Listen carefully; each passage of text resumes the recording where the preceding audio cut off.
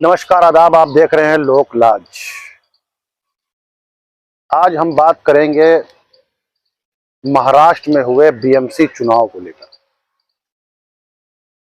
महाराष्ट्र में हुए बीएमसी नगर पालिका के चुनाव में जिस तरीके से भाजपा ने काफी लंबे समय के बाद महाराष्ट्र में अपना परचम लहराया है और इंडिया गठबंधन की आपसी कलह कहीं ना कहीं उसको भारी पड़ गई है। देखेंगे, पहले कुछ हम आंकड़े आपके सामने रखते हैं, उनको थोड़ा सा ध्यान दीजिए।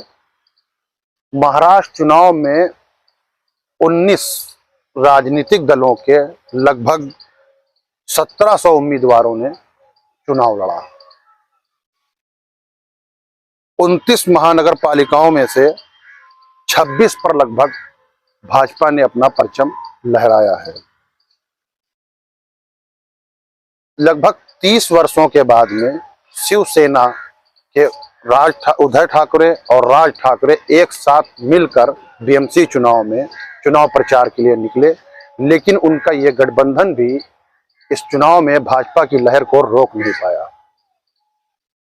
हाँ, इतना फायदा जरूर हुआ कि महाराष्ट्र में दूसरे नंबर की पार्टी के तौर पर यह गठबंधन उभर के सामने आया है।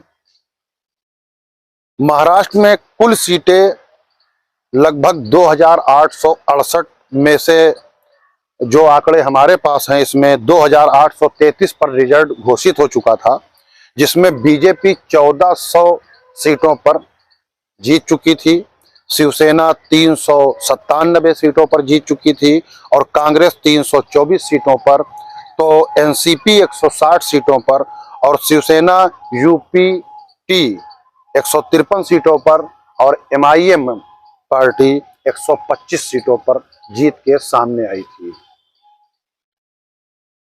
ये सारे आंकड़े आपने देखे।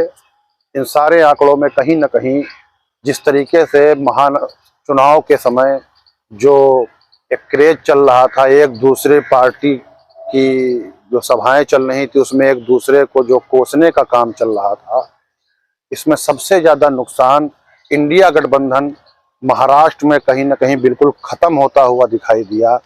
जो कांग्रेस देश की दूसरे नंबर की बड़ी पार्टी है, वो तीसरे नंबर पर चली गई। सभी अपने अपने दलों के साथ, अपने दल के साथ अलग अलग चुनाव लड़ते दिखाई दिए। सपा का जो हाल हुआ आपने देखा। सपा के गढ़ से एमआईएम ने सीटें निकाल ली, नागपुर से एमआईएम ने सीटें निकाल ली। कहीं ना कहीं महाराष्ट्र की राजनीति से अगले साल होने वाले यूपी के चुनाव को प्रभावित करने के लिए, या कह लीजिए डायरेक्ट एमआईएम प्रमुख ओवैसी डायरेक्ट महाराष्ट्र के चुनाव से अखिलेश यादव को टारगेट करते दिखाई दिए। राजनीतिक मामला है। अभी जो ताजा हालात हैं, मुंबई की बीएमसी चुनाव में भाजपा ने अपना परचम लहरा दिया है मजबूत बहुमत के साथ में। दूसरे नंबर पर विपक्ष के लिए उद्धव ठाकरे और राज ठाकरे तैयार हैं। कांग्रेस का इंडिया गठबंधन महाराष्ट्र में जाकर फ्लॉप हो गया। सभी इंडिया गठबंधन की पार्टियों ने अलग अलग चुनाव लड़ा।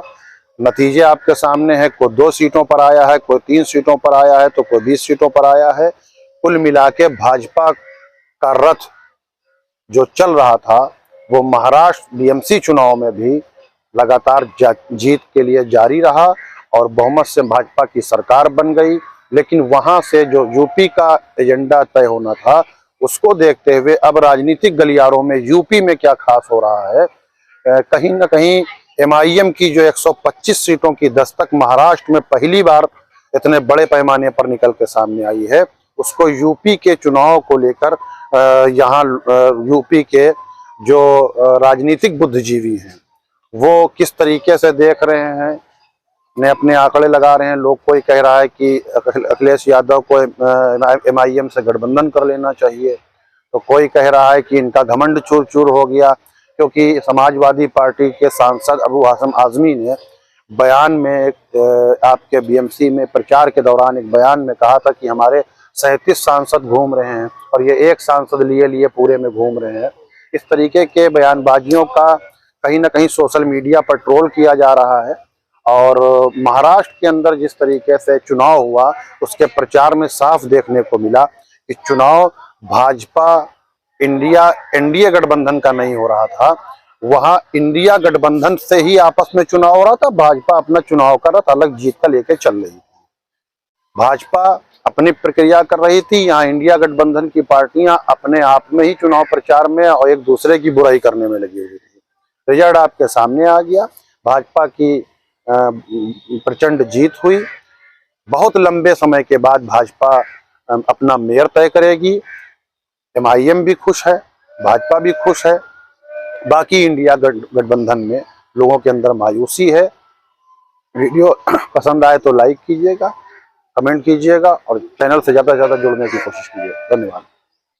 यकीनन एक बात मैं ये कहना चाहूँगा कि हमारे जितने भी म्युनिसिपल कॉरपोरेशन के कॉरपोरेटर्स चुनकर आए हैं, म्युनिसिपल काउंसिलर्स चुनकर आए हैं, हम बहुत जल्द एक डेट का ऐलान करेंगे और उस डेट में हम पूरे के पूरे अपनी अपनी गाड़ियों के अंदर अपने गाड़ी के ऊपर झंडा लगाकर एक काफिला हम हैदराबाद दारुसलाम जाएंगे बैरिस्टर असदुद्दीन अवैसी साहब का शुक्रिया अदा करने के लिए।